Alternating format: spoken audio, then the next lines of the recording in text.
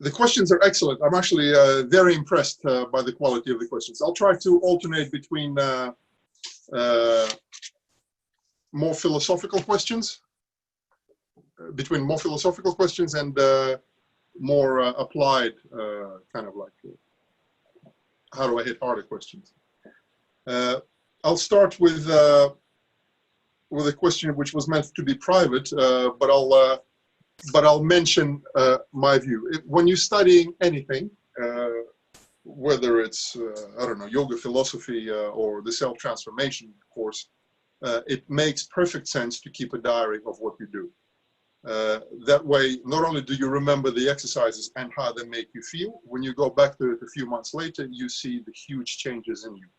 So I would definitely recommend for people to keep notes or something resembling a diary. And I certainly used to do it regularly. Now I do it very irregularly.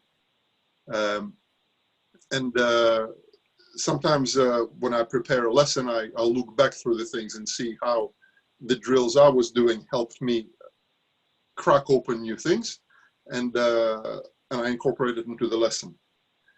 Plus, we forget, you know, important things don't stay in our heads for too long, only silly things do. So yes, keeping a diary is a very good thing.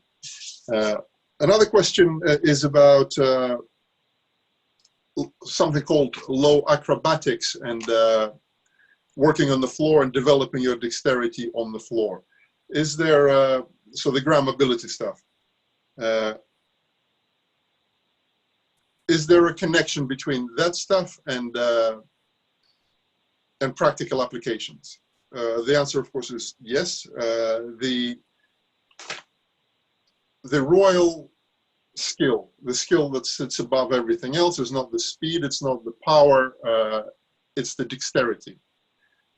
On the ground, you have to develop dexterity. But not only that, the floor gives you remarkable feedback. You know how in Systema, we need a partner to keep us honest, right? One of the issues I have with yoga is when you practice yoga, it's very easy to lie to yourself and think that you're doing great on a soft mat within its limitations, with a teacher doing the adjustments. You think you're becoming enlightened. In Systema, we have a partner to keep us honest. So every time we think we're good, the partner goes boom. And we go, oh shit, we're not so good.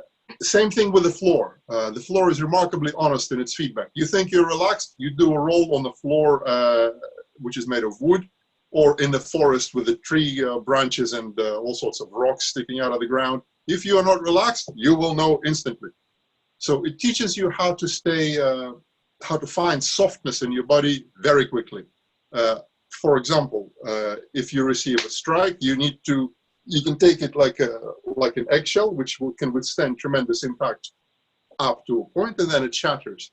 But if it's soft, then the impact is minimized. Same thing on the floor. You roll, you bump your shoulder into a rock on the ground, and you instantly must become relaxed. And if you don't become relaxed, you must instantly know how to distribute this extra tension and pressure throughout your body to minimize its damage to you. Let me just quickly look at the notes I've taken about this question. So the floor also teaches you to work with limitations. When we have almost unlimited movement in 3 planes, we can do miraculous things. When we limit our movement with a hard floor, we have to become more creative. So the floor also encourages creativity. The floor of being pushed against the wall helps you discover creativity where seemingly there isn't any. And finally, it's, you know how we talked about strikes and we said with the hard you hit into the soft, and with the soft you hit into the hard. And hitting hard on hard is not a good idea. Well, the floor helps you discover the softness very quickly. Especially when you encounter something hard. Falling off a horse, falling off a bike, and the hard encounter with the ground, or the car rolling, God forbid. This is where, if you do Systema, if you do floor exercises regularly, this is when you will become soft. Very quickly, at the right time, and will probably stay alive. Does this help? Yeah? Good.